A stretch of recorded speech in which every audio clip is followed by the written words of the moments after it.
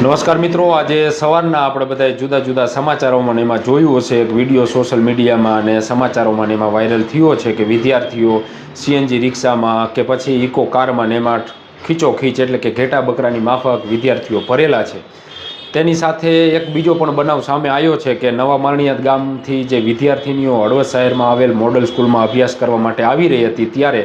જે વિદ્યાર્થીનીઓ જે રિક્ષામાં સવાર હતા એ રિક્ષા જે છે તે વેગડો પાસે પલટી મારી ગઈ, જેના કારણે બે વિદ્યાર્થીનીઓને ઈજા પહોંચી હતી, જેઓને તાત્કાલિક હળવદ શહેરની ખાનગી હોસ્પિટલમાં પણ સારવાર માટે લઈ જવામાં આવી હતી। જો કે એકની હાલત થોડી વધુ ગંભીર જણાતા એટલે કે એને વધુ ગંભીર ઈજા પહોંચી હોય, જેથી તેને મોરબી રિફર કરવામાં આવી હતી।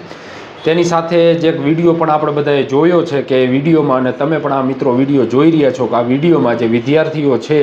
એને સીએનજી રિક્ષામાં કે ઇકો કારમાં, એટલે આ બેનનો વિડીયો છે એ સીએનજીનો ઇકોનો, બાકી સ્કૂલ બસમાં ને એમાંય આ રીતના ભરેલા હોય છે વિદ્યાર્થીઓ, તો પછી ક્યારેક આવી કંઈ જે અકસ્માતની ઘટનાઓ બને તો પછી આનું પરિણામ છે તે બહુ ખરાબ આવતું હોય છે।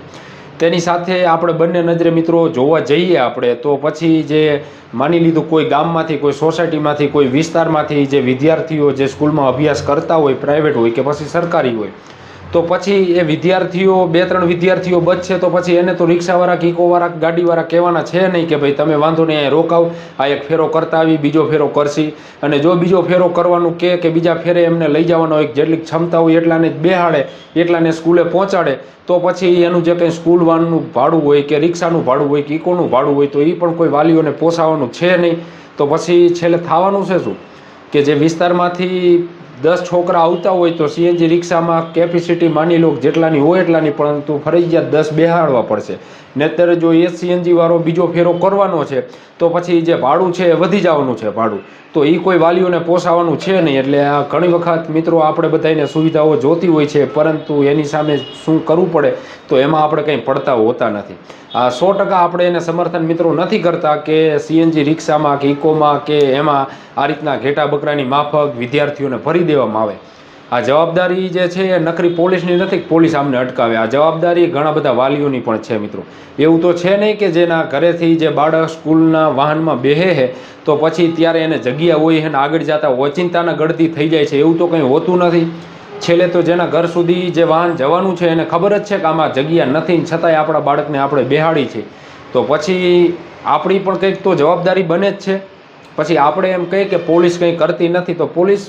એનું કામ કરવાની છે, ને માની લીધું કે નથી કરતી તો આપણે આપણું કામ કેટલું કરી છીએ? આપણે આપણું કામ કંઈ કરતા જ નથી, કારણ કે આપણું તો બાળક છે। હવે આપણા બાળકને આ રીતના ઘેટા બકરાની માફક ગમે એ વાહનમાં આપણે એના સ્કૂલના વાહનમાં આપણે બેહાડી દઈએ છીએ, તો પછી એ પહેલી જવાબદારી તો આપણી આવે છે ને। પોલીસની તો ધ્યાને આવશે ત્યારે પોલીસ એને રોકશે। માની લીધું કે એ નીકળી પણ જવાના છે, પોલીસથી બચીના વાહનો નીકળી પણ જવાના છે, તો પહેલી વાર જવાબદારી તો જે છે એ વાલીઓની જ આવે છે, કારણ કે વાલીઓ પણ નથી મોટા ભાગે બોલતા। એનું કારણ એ છે મિત્રો